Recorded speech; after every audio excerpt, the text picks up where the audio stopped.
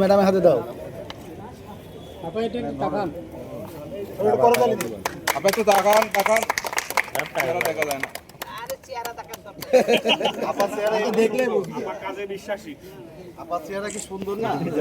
এই বৃক্ষরোপণকে আমি অত্যন্ত গুরুত্ব দিচ্ছি, কারণ এটা আমাদের মাননীয় প্রধানমন্ত্রীর একটি কর্মসূচি যে 5 বছরে 25 কোটি গাছ লাগাবেন, এবং এই বৃক্ষরোপণের সঙ্গে সমস্ত স্কুল কলেজ সাধারণ জনগণ এবং সবাইকে ঐক্যবদ্ধ করে এই কর্মসূচি আমরা সফল করব ইনশাল্লাহ।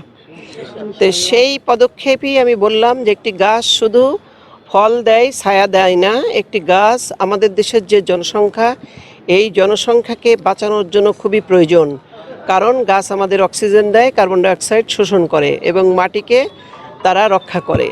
সেই জন্য গাছ নিধন করার কোনো নাই, এখানে মেইন গাছ রোপণ করতে হবে।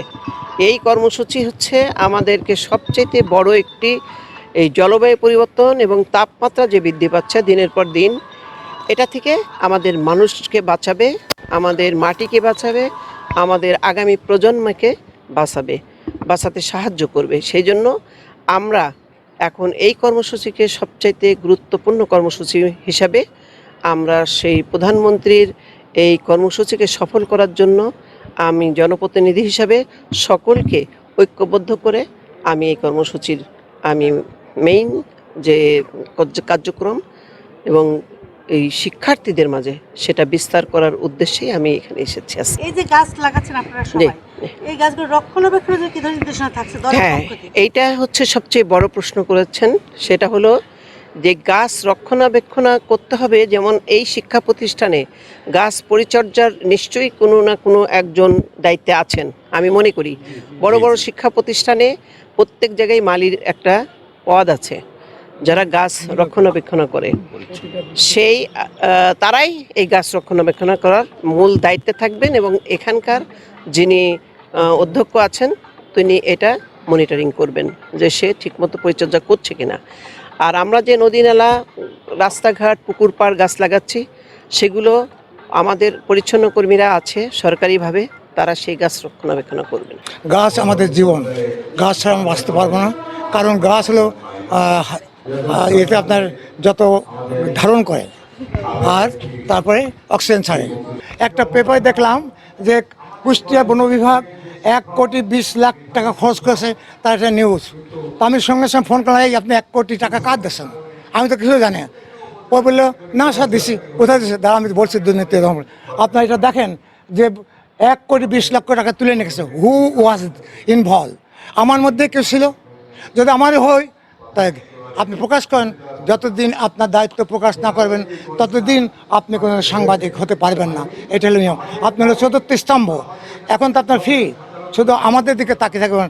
সত্য মিশটাকে যাচাই করে go ahead and give the news. আপনারা এটা জানুক যে কুষ্টিয়া আবার ফিরে এসেছে আমার ভাইরা। আজকে সাংবাদিকদের দ্বারা একটা মানুষকে, একটা জাতিকে সুন্দর গড়ে তোলা যায়, আবার ধ্বংস করা যায়। আমরা সরকারের হাতকে শক্তিশালী করব, সরকার যে প্রোগ্রামগুলো দেব সেগুলোকে বাস্তবায়ন করব। যেমন একটা বৃক্ষরোপণ কর্মসূচি আমরা এখানে বৃক্ষরোপণ করেছি। বৃক্ষরোপণের জন্য কি করব আমরা, আমাদের বৃক্ষরোপণ যেগুলো পরবর্তী পরিচর্যা সেই নিয়েও কথা বলেছি। মাননীয় প্রধানমন্ত্রীর নির্দেশনা অনুসারে 25 কোটি গাছ বৃক্ষরোপণ করতে হবে। তারই ধারাবাহিকতায় আমরা আমাদের ইসলামিয়া কলেজে বৃক্ষরোপণ কর্মসূচি পালন করলাম। হ্যাঁ, আমরা আরও গাছ লাগাবো ক্যাম্পাসে। আমরা যেখানে গাছ লাগানো সম্ভব সব জায়গায় আমরা গাছ লাগাবো ইনশাল্লাহ। সংরক্ষণ আমাদের এখানে পরিচ্ছন্ন কর্মী আছে, পরিচ্ছন্ন কর্মী এই গাছ বাগানের ক্ষেত্রে সরকারিভাবেই একটা পরিচ্ছন্ন কর্মী নিয়োগ আছে। আমরা প্রত্যেকটা শিক্ষার্থীকে একটি করে গাছ দিয়ে দেবো, তারা তাদের নিজ আঙিনায় যা রোপণ করবে। মাননীয় প্রধানমন্ত্রী বলেছেন প্রতি বছরই 5 কোটি বৃক্ষরোপণ করা হবে। আর এমনিতে সবুজ বাংলায় আমাদের দেশ, তো গাছ আমাদের জন্য প্রচুর প্রয়োজনীয় একটা জিনিস, যেটা আমাদের এখন অনেক জায়গায় দেখা যায় বিল্ডিং করে ফেলছে, গাছ কেটে ফেলছে। এটা উচিত না। আমাদের প্রত্যেকটা পরিবারেরই, প্রত্যেকটা মানুষেরই দরকার যে হচ্ছে গাছ লাগানো। আর আমাদের কলেজের স্টুডেন্ট হওয়ার খাতিরে আমাদের উচিত যে একটু মানে কলেজটাকে পরিপাটি রাখার এবং গাছের সাহায্য নেওয়ার, এটাই আর কি। আমরা এখানে নিম গাছ নিয়ে আসছি, কাঁঠাল গাছ নিয়ে আসছি, তারপর হচ্ছে কি কাঠগোলাপ, কিছু ফুল গাছ নিয়ে আসছি।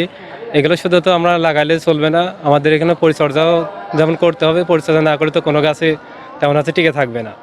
যেমন হচ্ছে মানুষের পাশাপাশি সবাইকে মানে গাছ লাগানোর দিকে উদ্যোগ নিতে হবে বেশি বেশি করে, যাতে সবাই অক্সিজেন বেশি নেয়। কারণ সব জায়গায় বেশিরভাগ হচ্ছে অকারণে গাছ কেটে ফেলছে, কোনো কিছু না হলে পারে গাছের পাতাও ছিঁড়ে ফেলছে, এরকমও বেশিরভাগ চলতে থাকে। তো সেগুলো আমাদের প্রতিরোধ করতে হবে আর বেশি বেশি করে গাছ লাগাইতে হবে। আপনারা ইতিমধ্যে জানেন যে মাননীয় প্রধানমন্ত্রী আমাদের বাংলাদেশকে উন্নত করার জন্য, সবুজায়ন করার জন্য যে উদ্যোগ গ্রহণ করেছে। আমরা শিক্ষা প্রতিষ্ঠানের, আমি একজন শিক্ষক হিসাবে সকল জনসাধারণ, আমাদের স্টুডেন্ট এবং অভিভাবকদেরকেও আমরা আমন্ত্রণ জানাবো যে এরকম একটি সুন্দর পরিকল্পনার সাথে অ্যাড হওয়া। প্রত্যেকে আমরা একটা করে বৃক্ষরোপণ করব এবং সেটা পরিচর্যা করব। বৃক্ষরোপণটা যেন আমাদের সন্তানের মতো, আমরা যেমন সন্তানকে লালন পালন করি, সেই বৃক্ষগুলোকে যেন আমরা সেভাবে পালন করতে পারি এবং আমাদের পরিবেশটাকেও সংরক্ষণ করতে পারি।